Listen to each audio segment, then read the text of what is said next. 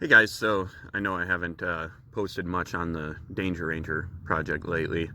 That's because last summer I blew up the motor in it. The stock piston rings obviously weren't filed, and I turned the boost up to 12 and a half pounds. Piston rings came in contact with each other and popped the tops off the pistons. So grenaded that one, and the truck's been throughout the winter. It was sitting in the garage. I was building another motor for it, and I've got an update on that motor here. So it's a I took a non-PI motor out of a 97-ish Crown Vic or F-150 or something. The engine with the non-high flow heads, and I swapped the high flow heads on there, which supposedly bumps the compression ratio up to 10-1, or something around there. That's what the guys on the internet were saying. But so I'm running higher compression now, and I was concerned about pre-detonation, so I bought a methanol injection kit that I'm gonna be putting in here. It's not in there yet, but got the motor together and it's running pretty good.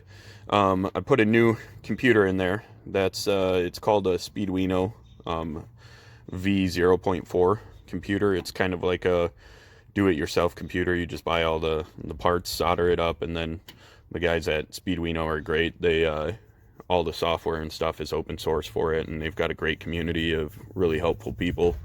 One of the guys on there, I was chatting with him. He helped me get a pretty decent tune together for this thing. So anyways, that mouse nest of wires and all that junk, that's my computer running it. Circuit boards laying on the valve cover. But then the turbos, they're not installed right now. I'm still on the first 500 miles of this engine, and I don't really want it to see boost until after the break-in cycle. I'm guessing 500 miles should be enough, but I honestly don't know. So I may end up grenading another motor, but we'll see. Still got the 3-inch exhaust with my wideband O2 sensor there. And then a couple of new things. I put electronic exhaust cutouts on it right there. And then it's still got, let me crawl under here. Then it's still got the regular 3-inch exhaust system underneath it for whenever I'm driving it on the street. So, and then I'll come around to the driver's side here.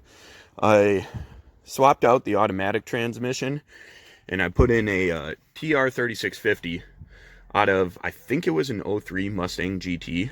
I'm not certain yet, but I haven't gotten around to putting my little PC, the Raspberry Pi, back in there yet for doing my tuning. So right now I've just been doing all the tuning with my laptop. Then still got same boring gauges. One of the improvements that I made is I finally broke down and put a oil pressure gauge in there, so now I can actually tell when I'm about ready to blow up the motor. So, but then still got the dual batteries in the rear, a bed full of garbage. And then I also bought this Ford 9-inch rear end for it. This is one of the, I think, mid 60s to early 70s Ford 9 inches.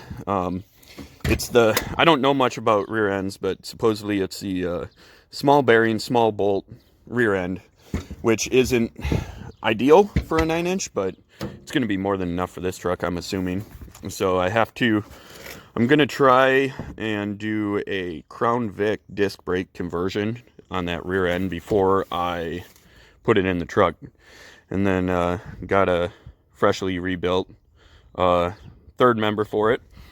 And it's, I don't know, like I said, I don't know much about rear ends, but my buddy was telling me that the tooth pattern here, the wear pattern, he said looks a little bit sharp for his taste, but he said it should run.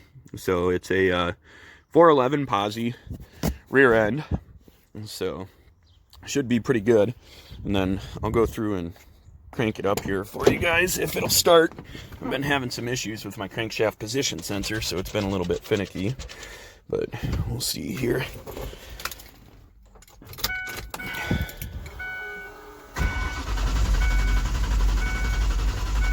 Come on, girl. There she goes. All right. So My with all my exhaust leaks, my O2 my wideband O2 sensor goes wild when it like at idle and stuff. It you'll see once it's done warming up here, typically it'll go to around, like, it'll show between like 16 to 18 and a half when it's idling, which is definitely not correct. But when I come off of idle, let's see, yeah, you can't really see it. It's not actually that lean. I would have melted it down already. But when I'm driving it down the road, I'm normally seeing somewhere between like 11.9 and 13.5. So I'm still running super rich with it. But I'm running like 50 pounds of oil pressure. The motor's pretty freshly warmed up too. So that's usually about where it runs, which in my opinion is pretty good. I don't know a whole lot about these 4.6s and what their factory oil pressure is supposed to be, but I'll kick out open the exhaust cutouts. The exhaust cutouts are this little remote right here, and so they're opened up right now. You can hear they're pretty good, but yeah, I'm surprised it's still pretty muffled with those cutouts going through the turbos. I think I could probably get away with driving it on the street like that. So yeah, anyways, that's the updates on it. I'll try and get the GoPro installed in here, try and get it mounted and back up wherever it is right there. Get it mounted back up there and go for a little drive. Show you guys. It makes pretty good horsepower, even being naturally aspirated. So right now it's a one-wheel wonder, so it just burns the one tire. But it still does pretty good. I'm hoping with that 411 posi in the rear end, it'll be quite a bit quicker. I don't know. But, all right.